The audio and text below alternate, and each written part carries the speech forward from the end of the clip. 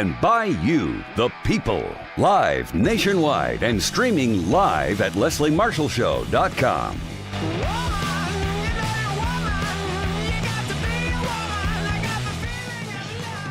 Welcome to the Leslie Marshall Show. This is Natalia Abrams, and I'm the president here at Student Debt Crisis Center. And this is the SDCC, or Student Debt Crisis Center, takeover of the Leslie Marshall Show. As always, there have been so many updates since the last time we were here last month. Remember that consolidation deadline we were talking about? Well, it was surprisingly extended, and we have more updates on different timelines and changes that folks can expect to see over the summer, as well as where things stand with the new plan to cancel student debt. Today, I'm here with SDCC's senior policy advisor, Spencer Dixon. How are you today, Spencer? I'm doing well. How are you, Natalia? Doing okay. And we also are joined by our managing director, Sabrina Calazans. Hi, Sabrina. Hi, Natalia. Thank you for having me. As always, of course. And if you're just new to us at Student Debt Crisis Center, we believe that by centering the needs and voices of borrowers and partnering with allies, we will impact public policy and end the student debt crisis once and for all. If you'd like to learn more about the work that we do at SDCC or read through critical borrower stories, you can visit our website at studentdebtcrisis.org or find us on social media, all channels at debtcrisis.org. That's Facebook, Twitter, and Instagram. And as I mentioned, we have a lot to discuss today, so let's jump right in. I mentioned this consolidation extension. Spencer, can you give us a recap of what's going on? Yeah, absolutely. So I think it's first important to step back and define what consolidation is, federal student loan consolidation. So for most borrowers, it's going to mean combining multiple student loans into one, hence the name. But for the purpose of what we're talking about today, which is becoming eligible for the one-time income-driven repayment account adjustment, it's really about updating your loans and converting them from an older type of loan to newer types of loans called direct loans, which will unlock their eligibility for this IDR account adjustment, which speeds up the pathway to forgiveness and unlocks eligibility for a lot of programs, and tends to just be a good move for a lot of student loan borrowers. So who should consolidate? One, if you took a break like myself between undergrad and grad school, if you happen to have gone to grad school and you took that break between, consolidating is going to apply your longer repayment history to your newer grad loans, which is going to speed up your pathway to forgiveness.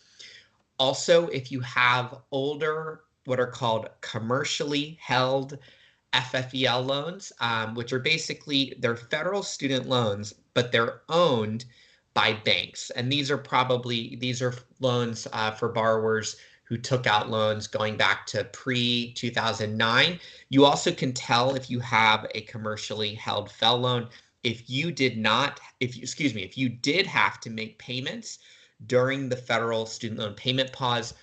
Those were commercially held FFEL loans, if they were federal student loans.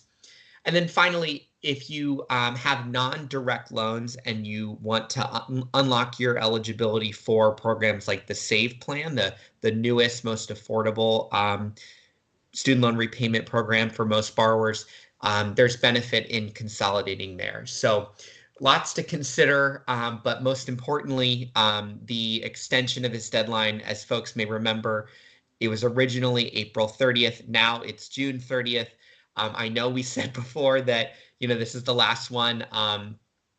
There's an election in November, so we know. And actually, originally it was December 30th. I mean, this is right. The third extension, and this is why whenever we do workshops or talk to you all, we always say, as of today, this is what we know. The student debt landscape did not used to change. Spencer, you've been doing this a long time too, like I have.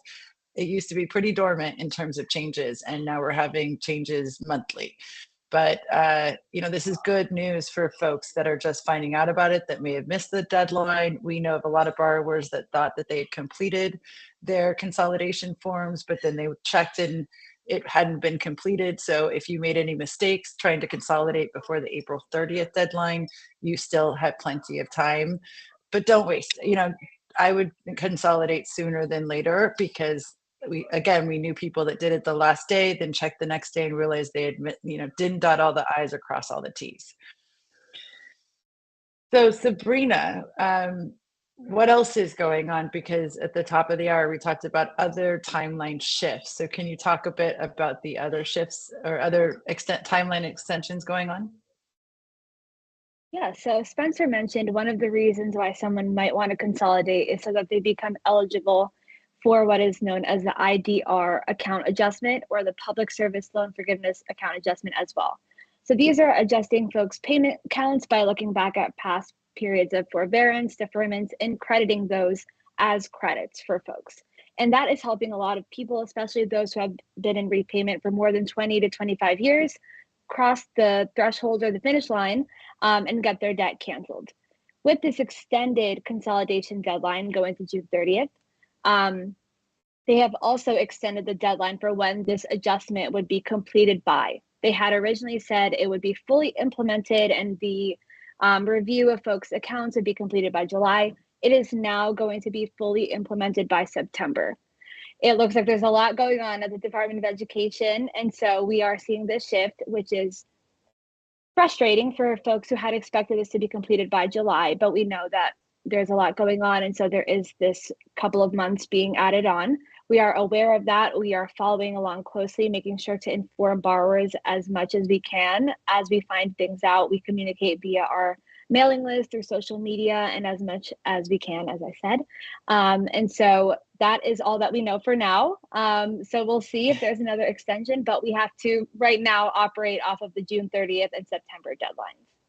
And so with that September deadline, that means that if you're just hearing about this now and you haven't consolidated, there's still time to consolidate, and you may be one of those people who hit 20 or 25 years and have all of your debt removed. You haven't missed that boat. What we hear from borrowers is this true? Does this really exist? What are you hearing? I know you work every day with borrowers. I mean, we all do, but Sabrina, you work very closely. What are you hearing from borrowers? Have you heard from folks that have actually received this adjustment and seen cancellation? We have, which is really exciting. And it's really the best part of the job when you get that email or you get on the phone with someone and they tell you that finally, after years and years of paying, of waiting, they got their debt canceled. So I've worked with a handful of folks who got their debt canceled through the Public Service Loan Forgiveness adjustment, through the IDR adjustment. So folks who have been working public service for more than 10 years, but for one reason or another never got their debt canceled. Someone who has been paying for more than 20 years finally got her debt canceled through this adjustment. And another borrower who benefited from the Save Low Balance provision, which if you originally borrowed less than $12,000 and have been in repayment for at least 10 years, then your debt should be canceled. And I also was able to work with a borrower who benefited from that. So we are hearing from folks.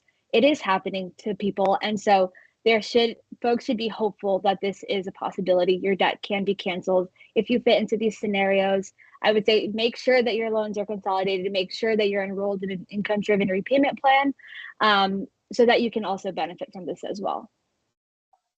Yeah, I agree with you, Sabrina. I see those emails come through, and for all the hard work and sometimes disappointing calls we have with borrowers telling them, their debt won't be canceled tomorrow, which everyone wants. And frankly, we were promised from the administration until the Supreme Court took it away. It's great to see that this is actually happening. And remember, this is not the 10 or 20,000. Some borrowers are seeing, upwards of $200,000, $300,000 canceled. It's all of your remaining debt after 20 or 25 years. So it's much greater for those borrowers. We still know that young people in certain groups have felt left out. Well, we have a couple minutes left in this segment, and kind of to wrap up all the deadlines and timelines going on, Spencer, are there any other deadlines that borrowers should be aware of? There are. So September 30th, 2024 is a deadline for two programs. First is the Fresh Start program for defaulted borrowers. So if you're a borrower who has a student loan in default, the Fresh Start program speeds up your pathway to get back on track, but you have to apply for that before September 30th. And then lastly, the on-ramp period is a process that makes repayment better, an easier transition to repayment, also ending September 30th. So something to keep in mind in the lead up to the summer. And I think another thing to include, it's not a deadline, but for those, especially with undergraduate loans that have are in the SAVE program, their payments are going to be cut in half starting July 1st. So if you're unhappy with your payment with SAVE and you have undergraduate debt, you can still see relief in that. So when we come back, we are going to continue talking about all things student loans. Stay with us. This is the SDCC takeover of the Leslie Marshall Show. If you came across someone struggling with hunger, how would you recognize them? By their clothes, their age, the way they speak? Would you notice an 8-year-old girl who's not excited for summer break because she may not be having lunch again until September? Or a single father of 2 who works 3 part-time jobs and still can't put enough food on the table? Or maybe a mother who cleans offices at night, hoping to find meeting leftovers to take home to her hungry family. Or a war veteran who's having a hard time landing a job and getting back on his feet. I am the 1 in 8 Americans who struggle with hunger. People you pass by every day but never knew were hungry. I am hunger in America. Hunger can be hard to recognize. Learn why at IamHungerInAmerica.org. Brought to you by Feeding America, 200 Food Banks Strong, and the Ad Council.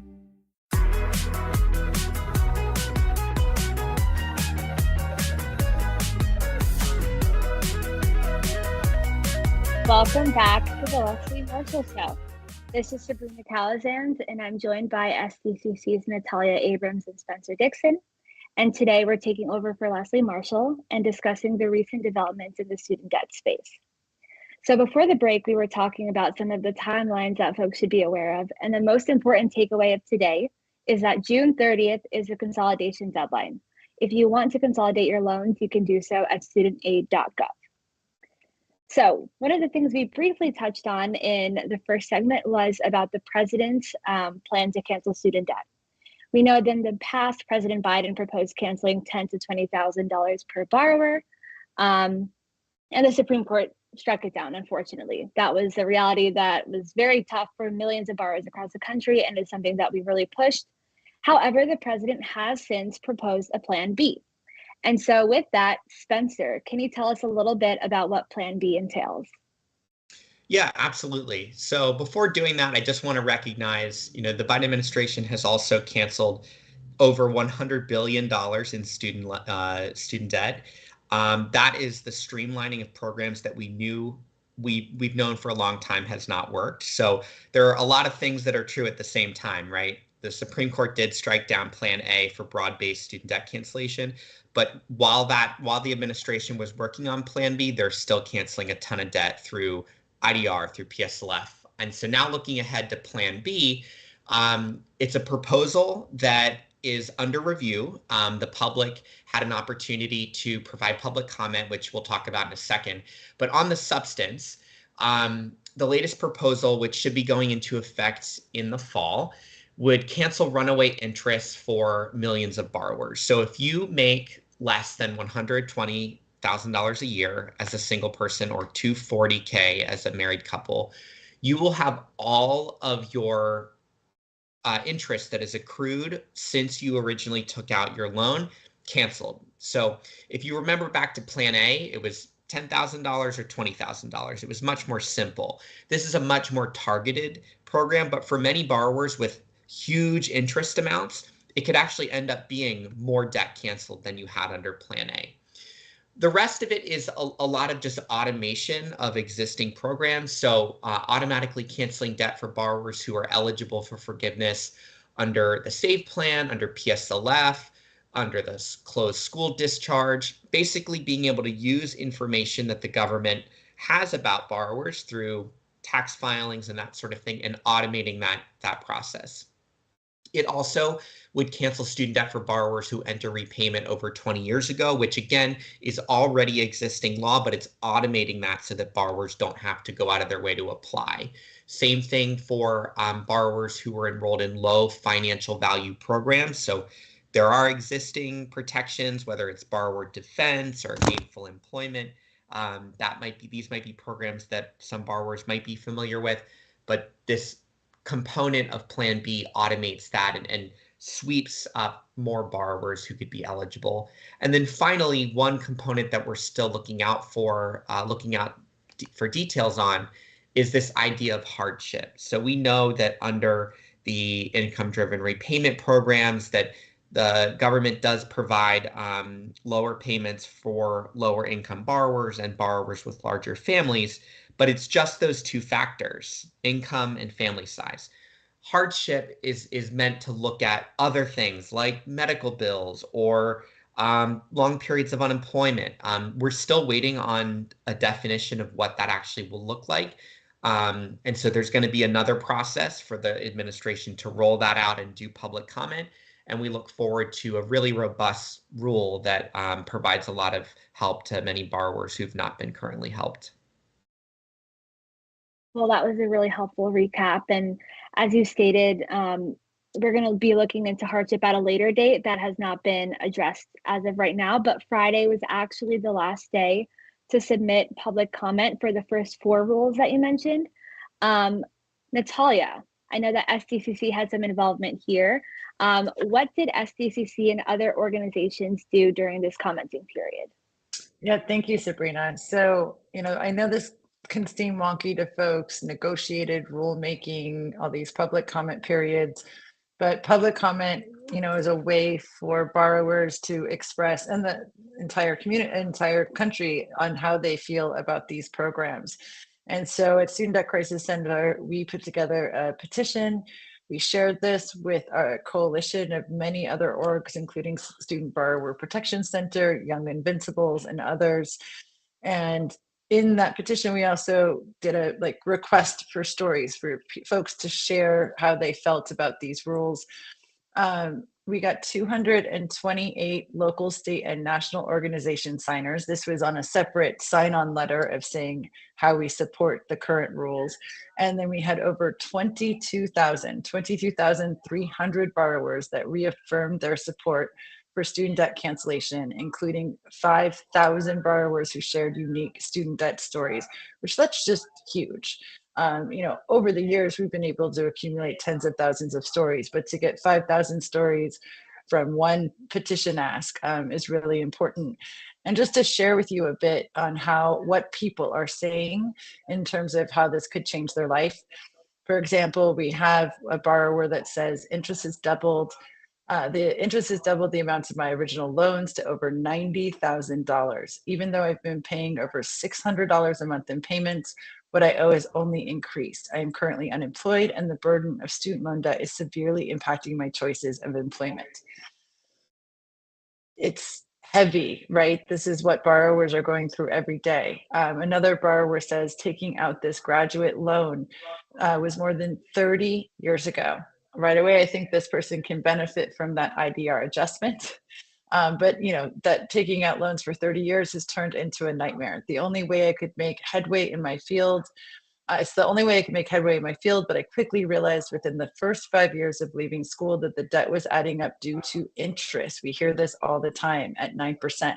Has ballooned to twice what the pre-pandemic 6-figure amount in the last 2 years. I will never be able to pay this off. I think we hear that all the time from borrowers, that they're not able to pay it off and that the interest is just absolutely crushing them. That piece of the current rules is really important, and cannot wait as an advocate to see what these hardship rules look like. And Spencer, Sabrina, will there be another public comment period for the hardship rules? There will be. So folks should look out for that as an opportunity to weigh in. And you're right, the impact on the student loan, on the interest piece is really remarkable. The estimates are more that 25 million borrowers would benefit from this. And as I mentioned earlier, compared to the Plan A, these borrowers could get tens, maybe even 100,000, whatever the outstanding interest was, you're really going to benefit from that. And for folks to be mindful of the timeline, they are considering the public comments that were submitted. We'll reply to those, and then we'll be issuing the final regulations later in the summer or the early fall, with relief going to borrowers by the fall of this year. Wonderful. We will definitely be keeping an eye very closely on that. But stay with us. There is a lot more to discuss. This is the Student Debt Crisis Center takeover of the Leslie Marshall Show. If you miss Leslie on TV this week, catch up at lesliemarshallshow.com.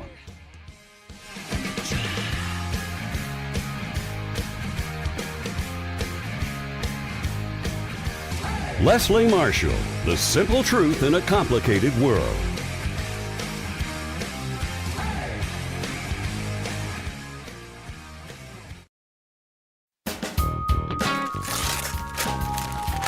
Whoa, a new digital music player. Thanks, Mom. Oh, I'm glad you like it, because I can't wait to toss the big stereo. And now that we got your dad that big HD TV he wanted, we can throw out our old TV too. Hold up. You can't just throw out electronics. Really? They need to be recycled or donated. And how would we do that? It's so easy, Mom. Today, recycling electronics is just as easy as buying them. Greenergadgets.org has all the info.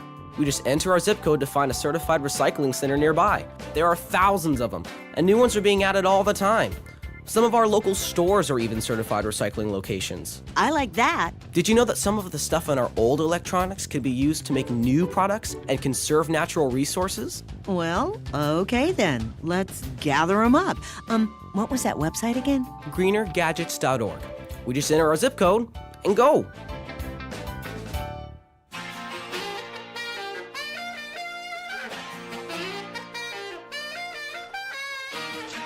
Welcome back to the Leslie Marshall Show. This is Natalia Abrams, and I'm joined by Sabrina Calazans and Spencer Dixon from Student Debt Crisis Center. Before the break, we were discussing the president's latest attempt to cancel student debt through what we're calling Plan B. All of the important deadlines and timelines, including the extended consolidation timeline or deadline, which is now June 30th of this year. And now we're some exciting programming, as well as what we do every show is to go over some frequently asked questions that we've been hearing from borrowers.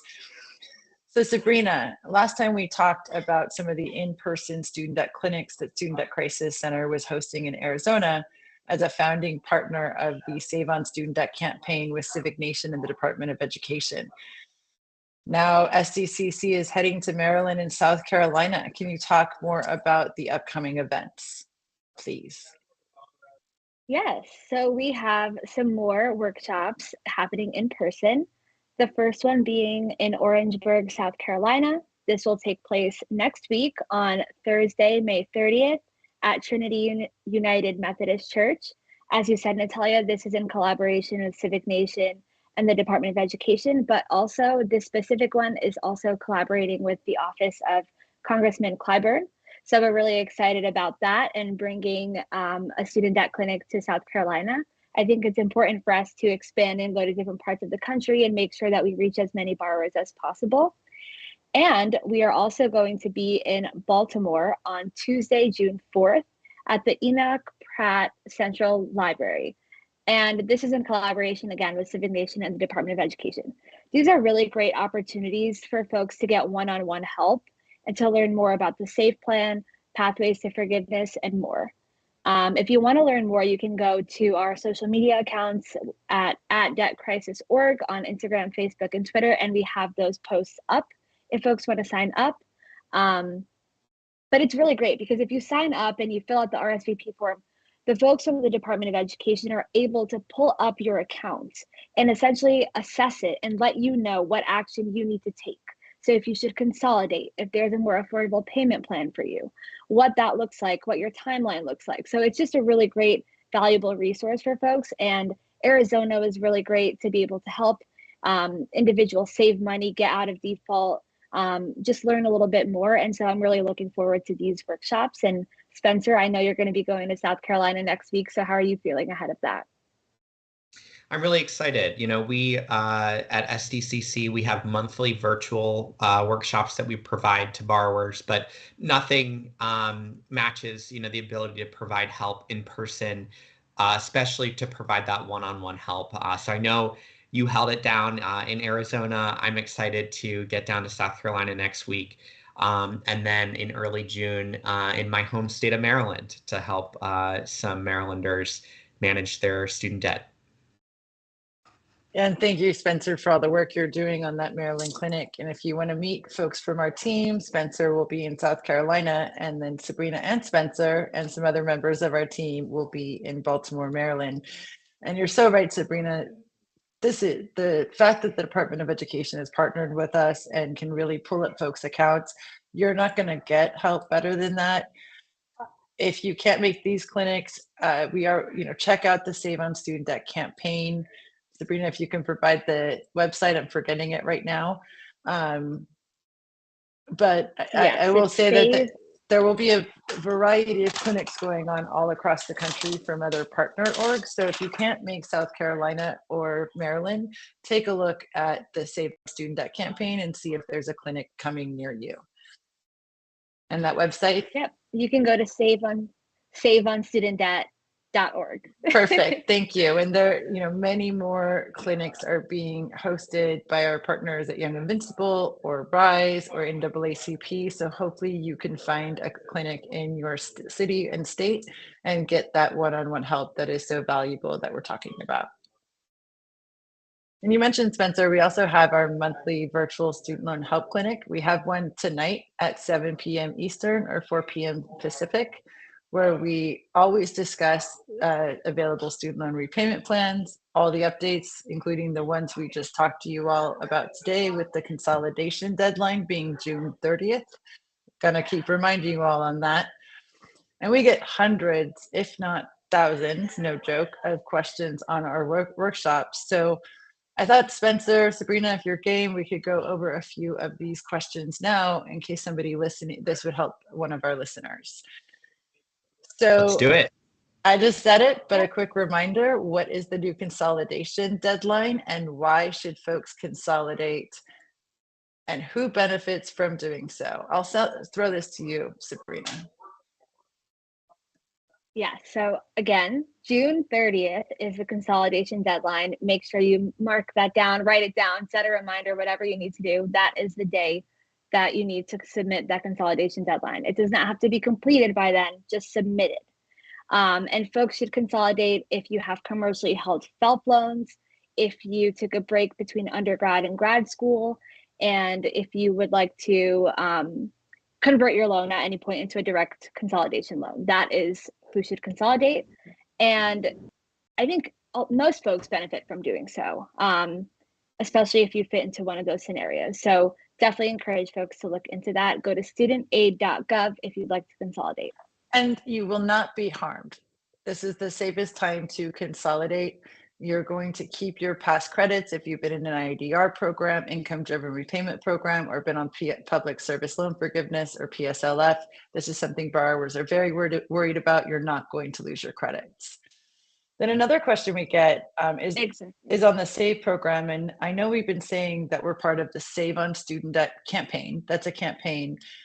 But SAVE is a repayment program. One of the top questions we get, Spencer, as you know, is SAVE an IDR or income-driven repayment program? And what is SAVE? It is. So an IDR is an umbrella term that we use, and there are 4 IDRs, and I'm listing them very generally in their range of affordability, starting with the least affordable for most borrowers. Income contingent repayment, or ICR. Then you have IBR, income-based repayment, which is mainly for FFELP borrowers. The PAY program, pay as you earn, and then the SAVE plan, which actually replaced REPAY, which was revised pay as you earn. So there are 4 IDRs, and when we say IDR and we talk about the one-time account adjustment, it's important to be enrolled in one of those in order to get the full benefit of that process, which will end in September. So just a little terminology glossary situation, happy to provide. And actually, Spencer, that's a really important point, because I think we've been stressing you need to consolidate, but if you're one of the, if you want to take advantage of the income-driven repayment program, it's not just consolidating, you also have to enroll in an income-driven repayment. And it can be anything from, we have noticed that for some folks, especially that have a decent size income as according to the federal government, so let's say over 60,000, and they have a low balance under 20,000, ICR may be a cheaper plan for you, or the standard, but the standard isn't going to get you that cancellation that you're looking for with the IDR cancellation. So you need to be in an income-driven repayment program. So it's consolidate and then enroll in an IDR. Those are the two steps if you're looking to do this adjustment that's after 20 or 25 years of repayment. And also, Spencer, can you speak a bit to what folks will expect to see in July with the SAVE program? Yeah, absolutely. So the SAVE plan was initially rolled out last summer, and most aspects of it are fully implemented.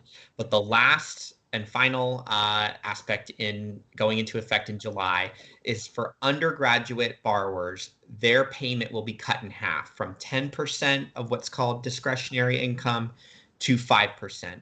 And if you have graduate debt in addition to undergraduate debt, it'll be a blended weighted average. So for me, I'm expected to pay about 8% because I have a little bit more grad debt than I have undergrad debt of what I originally took out. Great. And there's some questions I want to get into on servicing and public service loan forgiveness, but I'm going to save that till after the break. Sabrina, where can folks go to find out more information on their student loans, about everything we're talking about here right now? The best place to find all information to apply for any of these programs, to consolidate your loans, and to just learn more in general is studentaid.gov. There you have your dashboard. You'll find out who your loan servicer is, when your bill is due, the history of your student loans, all of that you can access at studentaid.gov through your dashboard. So I encourage folks to take a look at your account on your dashboard and just figure out all that you can. Perfect. Thank you. So that's studentaid.gov. Also, if you want to join our workshop tonight, you can check out our social media pages, debtcrisis.org on Twitter, Facebook, and Instagram, and sign up using the Zoom link. And we have a few more minutes to keep talking with you. So we will catch you all after the break. Again, this is Natalia Abrams and the SDCC takeover of the Leslie Marshall Show. If you're about to purchase a new mower, chainsaw, generator, or other piece of outdoor power equipment, you need to know how to protect it. For instance, the gasoline you put in it. I'm Chris Kaiser, president of the Outdoor Power Equipment Institute. Most gas now contains 10% ethanol, and that's okay. But some gas pumps are changing. Higher ethanol gas blends, like E15, E30, and E85, may be available at a local station, and they may be cheaper. But it's harmful and illegal to use in outdoor power equipment. And what you put in your car may no longer be safe for other engines. When getting gas, look before you pump. Price is no longer the way to choose your fuel. You have to choose the right fuel, because not having the right fuel for the right product can damage or destroy the equipment. Look before you pump. Protect your equipment. Stick with E10 or less. A consumer can find out about which fuels are appropriate for outdoor power equipment use at lookbeforeyoupump.com.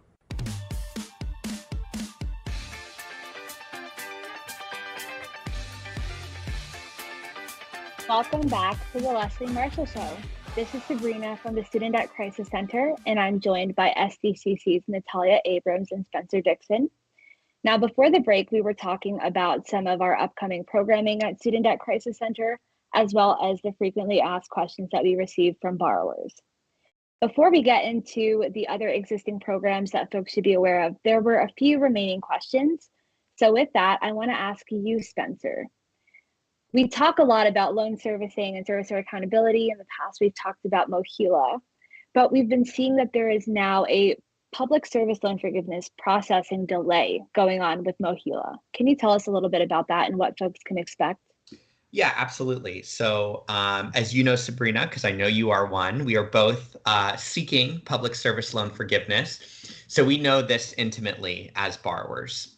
So borrowers pursuing public service loan forgiveness are assigned the specific servicer MOHELA to service their loans because you're pursuing public service loan forgiveness. They're processing those specific forms. At least that's the way it has been up until now. Starting on May 1st, all PSLF forms are being paused until sometime in July. And the reason that that's happening is because the Department of Education is taking on in-house the processing of public service loan forgiveness forms, which are called employer certification forms. And so what that means for any borrower currently pursuing public service loan forgiveness is you cannot process a form right now. And you also cannot seek forgiveness at the end of the 120 qualifying payment journey. Now, the department has basically issued guidance saying that borrowers are held harmless. So you can submit an ECF form in July and that'll cover retroactively. And if you happen to hit those 120 payments during this pause, you will get refunded if you had to make any payments after hitting that 120. Stepping back, this hopefully is a good sign. It's frustrating and it certainly adds additional confusion to a process that's already been pretty confusing for a lot of borrowers. But it is my hope, at least, that once the department takes on these responsibilities of processing this paperwork more directly, that it'll be better service for borrowers, more timely processing of paperwork and better answers, because we know not just as borrowers dealing with MOHELA directly, but also hearing from our borrowers and all of the academic reporting and work like Senator Warren has done to investigate that MOHELA has been a disservice to so many student loan borrowers, whether that's incompetence or what I think the evidence has shown is sometimes intentional misdirection to borrowers for their bottom line. So, it's a short-term sort of pain point, but it's my hope that this will mean better customer service for borrowers moving forward. Right. Yeah, that's very helpful. Dealing with, as you said, I have MOHELA. Hopefully this doesn't really impact me, but we'll keep an eye on any communications. But I know that's not the same for all borrowers. We do hear from folks who have been very frustrated, who have tried to call, who have not heard back, who have been on the phone for hours with their servicer, tried to email, chat, fax, and they don't hear anything. So Natalia, do you have any words of advice or any just suggestions for folks in general when dealing with a servicer? Yeah, well, more of a question on this one, just to remind folks, you can still send in your application. You're just not going to hear back during this time frame, correct? Correct. That's right. Yeah. Yeah. And I think in terms of your question, Sabrina, on advice for servicers, what we tell borrowers on our workshop is keep all of your records, keep a record of all of your conversations with them. You shouldn't have to, right? You're dealing with a servicer that's contracted by the federal government. Your taxes pay for this loan servicer. However, time and time again, we see them fail borrowers, and the borrowers who fare better are ones that have all of their records in place. Absolutely. And also studentaid.gov, you can find previous history of your loans as well. You can find out who your previous servicer was or what your balance was before consolidating. All of that information can be found there. But I do want to do a quick recap of the different programs for folks. Maybe if you're looking to lower your monthly payment, an IDR plan might be helpful. Spencer, can you give us a quick recap again of what an IDR plan is? Income-driven repayment program is a repayment program based on your income and your family size. There are 4: ICR, IBR, Pay, and Save. And you can enroll and learn more about that at studentaid.gov. And let's just stress that again, it is based on your income and family size. So I feel that can be helpful for anyone, especially if you're not making money. So then it doesn't matter what your loan amount is. But if you high balance and even make a lot of money, then these programs can be really good for you. The only folks that may want to consider are folks, like I mentioned before, that if you make, let's say, over $60,000 as an individual, and a very low balance in some of these programs may not be good for you. It's not a one size fits all approach, but we should recommend everyone go and use the navigator. You can see what your payments will be in all of these programs that Spencer just mentioned and see which one fits you. But these repayment programs are a lifeline right now. While we try to continue to cancel all the debt, we want student loan borrowers to be in the best place possible, and not having to waste hundreds of dollars that they don't need to spend on their loans right now. Right, absolutely. And Natalia, we just talked all about PSLF, but can you give us a recap of what that program looks like? So public service loan forgiveness is for those who work in a public service job, teachers, nurses, firefighters, policemen, but it's not just that. It's if you work in administration or you work in custodial engineer, you're a janitor at one of these places. Anybody that gets paid from a 501c3 or a state government or local entity can qualify for this. You need to work 30 hours or more in order to qualify. And after 10 years, you see all of your debt canceled, not just, 10,000 or 20,000, but all of it. We highly suggest filling out the public service loan forgiveness form. Unfortunately, Mohia will be your servicer. No one likes Mohia right now, but they're the servicer that handles public service loan forgiveness.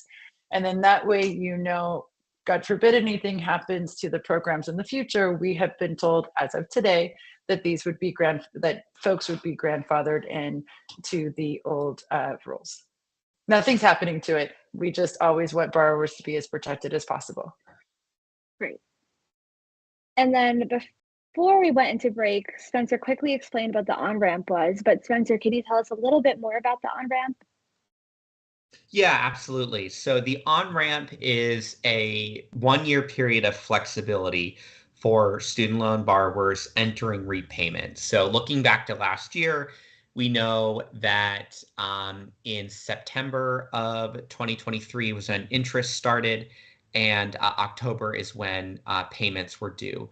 And so for the 1 year after the beginning of repayment, there's a period of flexibility. So under normal times, if you didn't make a payment for so many months, you would enter delinquency and then default.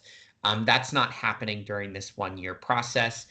You're not going to be suffering the consequences of not making your payment. However, interest does still accrue, and by not making payments, you may not be going down the pathway of forgiveness either through IDR forgiveness for all people or for PSLF for those in the employments that Natalia mentioned.